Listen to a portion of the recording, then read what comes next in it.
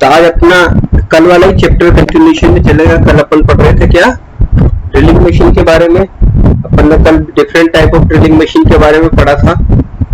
आज हमारा जो रहेगा वो है कि ड्रिलिंग मशीन पे क्या क्या तो टूल्स काम में आते हैं और क्या ऑपरेशन हम उस पर ड्रिलिंग मशीन पे कर सकते हैं। ठीक है ना। वैसे तो आप सोच रहे होंगे ड्रिलिंग मशीन में खाली ड्रिल ही कर सकते हैं, लेकिन ड्रिल के अलावा भी बहुत सारी चीजें उसमें कर सकते हैं। उसके बारे में अपन इस चैप्टर में पढ़ेंगे, आज के चैप्टर में। ठीक है, तो आज का जो चैप्टर है ये हमारा ड्रिलिंग मशीन के टूल्स और ऑपरेशन। तो पहले अपन आ जाते हैं ऑपरेशंस पे कि क्या क्या ऑपरेशंस हम इसमें कर सकते हैं। तो ऑपरेशंस के लिए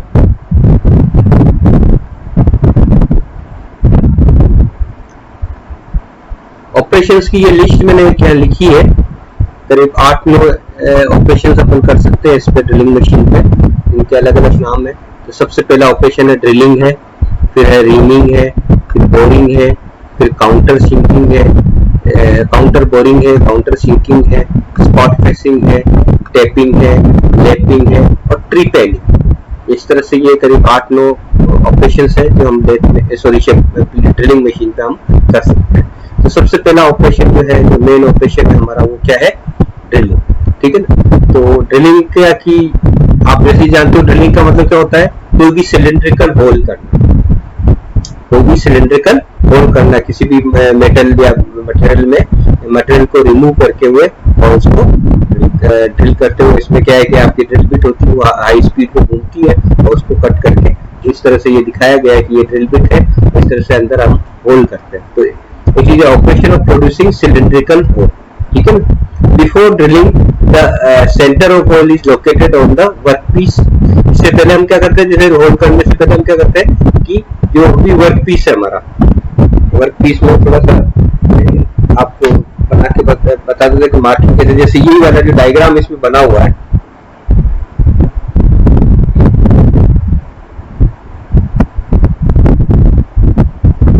जैसे ये डायग्राम बना हुआ है ना, इसको ऊपर से अगर अपन ध्यान से देखें तो इस तरह से दिखेगा ये चौकोर सा।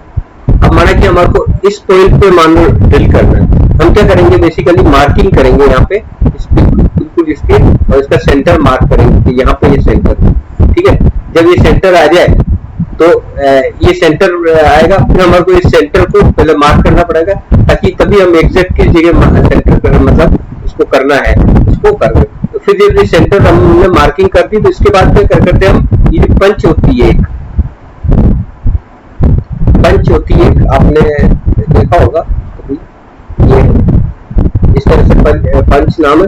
पंच क्या होता है, एक तरह से हाथ से यूज होने वाला एक टूल होता है। ठीक है ना।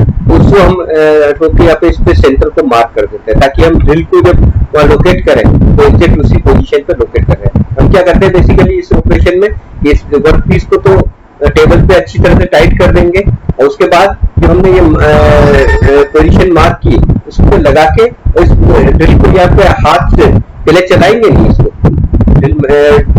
मशीन को चलाएंगे नहीं, खाली इसको यहाँ पे लाके टच करेंगे और देखेंगे कि इसकी टिप जो है बिल्कुल इस सेंटर पे टच हो रही क्यों। जब इसकी टिप बिल्कुल सेंटर पे टच हो, जहाँ मार्किंग है वहां पे टच हो, उसके बाद हम इस ड्रिल को ऊपर ले जाके वापस रिट्रीव करेंगे और उसके बाद मशीन को ऑन करेंगे और फिर धीरे धीरे इसको ड्रिल करेंगे। तो इस तरह से इसका बेसिकली प्रोसीजर जो होता है वो इस तरह से होता है। ठीक है ना। तो drill point is placed at the centre. बाद में इसको मैंने चीज जो मैंने आपको समझाई इसमें लिखी है, इस तरह से इसको ड्रिल करेंगे। तो इस तरह से ड्रिलिंग ऑपरेशन जो होता है शायद आपने किया भी हो, तो वो इस तरह से होता है। ठीक है ना। फिर आता है हमारा नेक्स्ट ऑपरेशन है रीमिंग ऑपरेशन। रीमिंग ऑपरेशन भी अगर आपने नाम सुना हो, इसका बेसिकली जो पर्पज है वो है साइजिंग और फिनिशिंग ऑफ द होल। हम क्या करते हैं, जब ड्रिल से कोई भी होल करते हैं ना तो वो बिल्कुल फिनिश्ड नहीं होता है, उसको फाइनल फिनिशिंग जो देते हैं ना वो हम रीमिंग ऑपरेशन से देते हैं। उस ऑपरेशन को हम कहते हैं रीमिंग ऑपरेशन। ठीक है ना। तो इसमें रीमिंग ऑपरेशन में एक तो स्पीड जो है स्पिंडल की वो ड्रिलिंग से आधी लेते हैं, ऐसा नहीं वो पूरी वैसे ही लेते हैं रीमिंग ऑपरेशन। अब जनरली क्या होता है, जैसे इसमें रीमिंग ऑपरेशन में क्या करते हैं, जैसे मान लेंगे आपने 6 mm का कोई ड्रिल किया, ये होल माना कि इसकी साइज है हमारे को कोई होल करना है वो 6 mm, हम एक्चुअल में 6 mm नहीं करके 5.5 mm ही करेंगे। तो 5.5 mm करेंगे तो 5.5 mm से उससे हिसाब से मतलब ये जैसे 5.5 mm से करेंगे। फिर हम क्या करेंगे, इस रीमिंग ऑपरेशन से इसको फाइनल 6 mm तक लेके आएंगे, ठीक है ना। तो इससे क्या हमारा बिल्कुल फिनिशिंग ऑपरेशन बिल्कुल सही हो जाएगा इस तरह से। बल्कि और अगर ज्यादा नियर है वो तो इस हिसाब से इसको करेंगे। तो रीमिंग ऑपरेशन क्या किसी भी होल को क्या है कि फाइनल फिनिशिंग करता है, फाइनल फिनिशिंग उसकी कराता है, ठीक है ना। तो अब जैसे ये कि ऑटोमेटिक फीड इसमें दे सकते हैं हम, वो मुझे डिपेंड करता है, ठीक है ना। The tool is used for reaming is known as reamer. ये जो टूल काम में लेते हैं इसको रीमर कहते हैं। पर रीमर से हम कोई होल्ड नहीं कर सकते, पहले ऑलरेडी कोई होल्ड किया हुआ होता है, उसी से हम उसको मतलब होल्ड करते हैं, ठीक है ना। तो ये रीमिंग ऑपरेशन है। फिर आता है बोरिंग। बोरिंग ऑपरेशन जो होता है ऑलरेडी कोई होल्ड किया हुआ है, ये ऑलरेडी कोई होल्ड किया हुआ था, उसको और बड़ा करना, उसको एनलार्ज करना, इस ऑपरेशन को कहते हैं बोरिंग, ठीक है ना। तो इस तरह से हम देखें तो ये ऑलरेडी इसके लिए क्या जनरली इस तरह से होता है कि यहाँ पे ये जो टूल होता है, इस टूल के ऊपर यहाँ पे जैसे लेथ मशीन में आपका वो टूल होता है, उस तरह से यहाँ पे टूल लगा रहता है। अब हम क्या करेंगे, इसको ड्रिल के स्पिंडल में इसको लगा देंगे इस टूल को, और उसके बाद इसको हम घुमाएंगे और धीरे धीरे इसको फीड देंगे। तो इस तरह से हमारे रिक्वायर्ड साइज में हम इसको कन्वर्ट कर सकते हैं। तो ये बेसिकली इसका मेन पर्पज है, by mean of adjustment cutting tool. बात मत करो, माइक बंद करो आपका। तो इस कटिंग टूल को मतलब इस तरह से इसको इस पर कटिंग टूल लगा रहता है, और इस कटिंग टूल से हम इसकी साइज को बढ़ाते हैं, ठीक है ना। तो होल डायमीटर जो है इसको हम बढ़ा सकते हैं, एनलार्ज कर सकते हैं। बोरिंग का मेन काम है कि जो भी होल है, जो भी वर्क पीस है, उस वर्क पीस का मतलब उसकी डायमीटर जो ऑलरेडी ड्रिल्ड होल है उसकी डायमीटर को बढ़ाना, ये बोरिंग का मेन पर्पज है, ठीक है। इसको हम टूल की जैसे लेथ में बोरिंग ऑपरेशन है उसी तरह से है, बस इसमें है कि हम टूल को क्या करेंगे, ड्रिल मशीन के स्पिंडल पे लगा देंगे, ठीक है ना। फिर नेक्स्ट आता है काउंटर बोरिंग। काउंटर बोरिंग में क्या होता है कि जैसे ये इस तरह से पहले से एक होल किया हुआ है, उसमें कुछ एरिया तक हमारे को इस तरह से इसको फ्लैट होल करना है।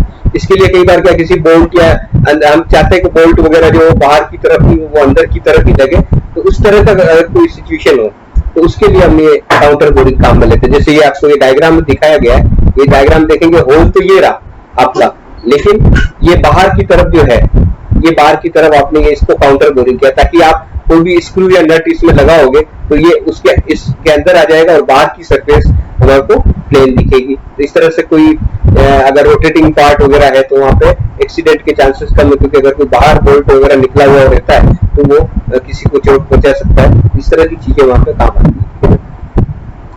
तो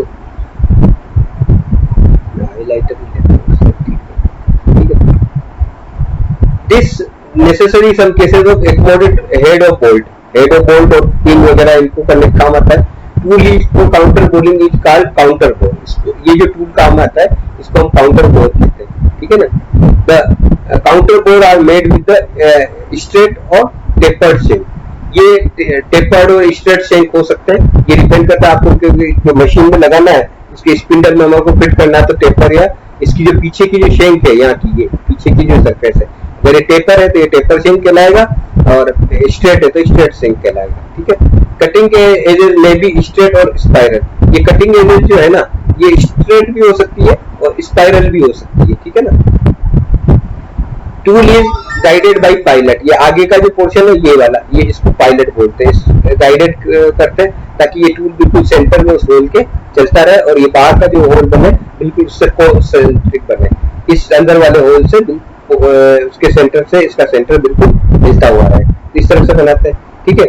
pilot fit the small diameter hole having running clearance, ठीक है। इसके स्मॉल डायमीटर में ये पायलट फिट हो जाता है ताकि इसको बिल्कुल सही वो मिले, और इस तरह से इसको होल्ड करते।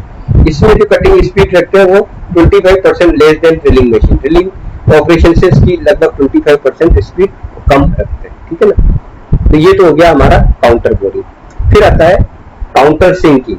काउंटर सिंकिंग में भी काउंटर बोरिंग की तरह ही है, बस इसमें जो ये ग्रूव जो यहाँ पे बना था वो ऐसे बिल्कुल होल नहीं बना के यहाँ पे इस तरह से ये तिरछा टेपर्ड शेप में बनाते हैं, कोन शेप में, ठीक है ना। कोन शेप में बनाने का फायदा ये कि यहाँ पे जैसे कोई स्क्रू वगैरह है आपने देखे होंगे, तो वो स्क्रू जो है इस सरफेस में आके फिट हो जाए और बाहर की सरफेस को नहीं दिखे। तो this operation of making a cone shape enlargement of cone, ठीक है ना। The tool is used for counter shape बोलते हैं इस टूल को, ये काउंटर शेप टूल के डायग्राम इसमें दिखाया गया है। ये एंगल जो होता है 60 डिग्री हो सकता है, 82 हो सकता है, 90 डिग्री हो सकता है, वो डिपेंड करता है आपको कितना जरूरत है उसके अकॉर्डिंग ये एंगल जो है इसका हो सकता है, ठीक है। कटिंग स्पीड इसमें भी लगभग 25% लेस रखते हैं ड्रिलिंग ऑपरेशन से, ठीक है।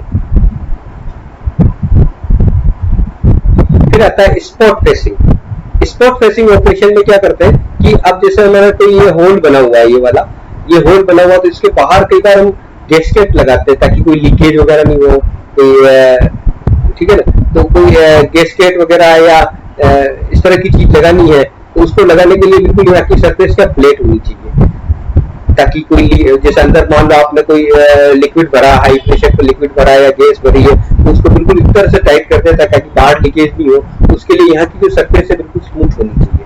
तो इस होल के बाहर की सरफेस को स्मूथ करने का प्रोसेस है ना, इसको कहते हैं स्पॉट फेसिंग, ठीक है ना। तो it is the operation of smoothing surface around the hole for the seat of the nut. जो नट की जो सीट है इस पे टाइट किया जाए और ताकि इसमें एक काउंटर बोर्ड और स्पेशल स्पॉट फेसिंग टूल में भी यूज, इसके लिए काउंटर बोर्ड को भी काम में ले सकते हैं और स्पेशल मतलब स्पॉट फेसिंग टूल जो होते हैं उससे भी काम में ले सकते हैं। ये इसके डायग्राम है, इस डायग्राम इस तरह के इसके टूल उसमें होते हैं।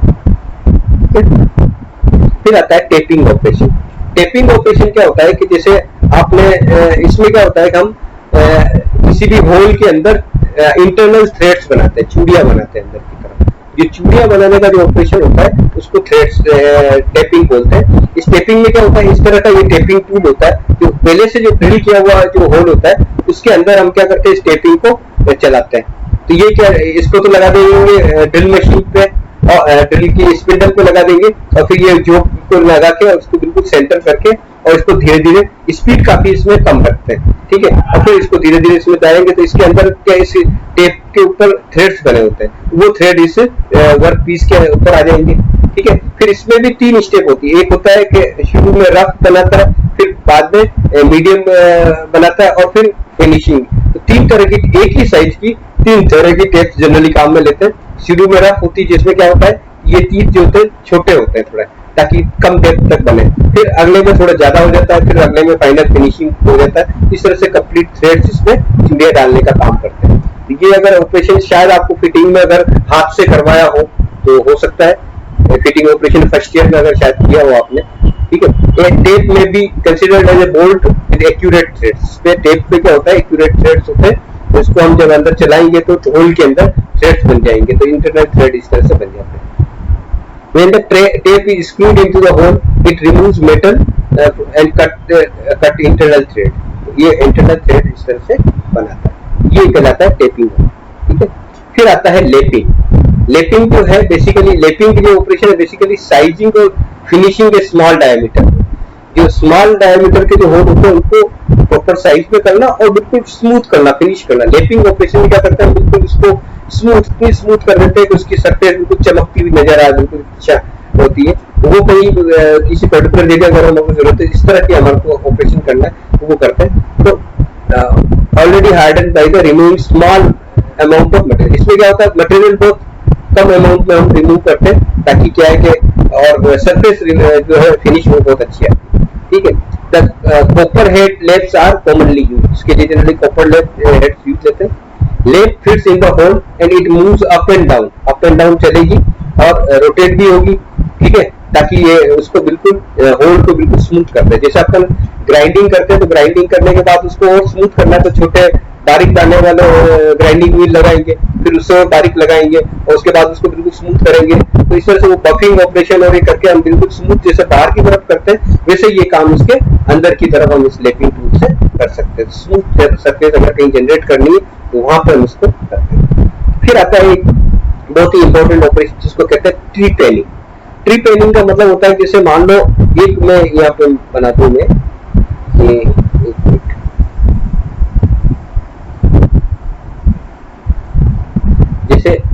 ये आपका वर्क पीस है, ठीक है, वर्क पीस है, इस पे आपको बड़ा सा होल करना है, काफी बड़ा होल करना है, तो बड़ा होल करना है। और ये वर्क पीस काफी लंबा भी हो सकता है, ऐसे काफी लंबा भी हो सकता है, ठीक है।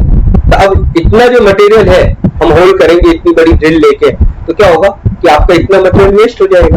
तो हम क्या करें, इसकी जगह ऐसा करें कि जो ड्रिल करें वो इसी सरफेस पे ही करें, ठीक है ना। तो हमारे को क्या रहेगा, बीच का ये जो पार्ट है ये एक्स्ट्रा मिल जाएगा, अलग से मिल जाएगा, तो ये पार्ट हम कहीं और जगह काम में ले सकते हैं। तो इस तरह से वेस्टेज कब होता है, ट्री-पेनिंग में क्या करते हैं, बड़े होल जब करते हैं ना, तो बड़े होल करने से के कारण जो वेस्टेज जो मटेरियल है उसको कम करने का तरीका है बेसिकली।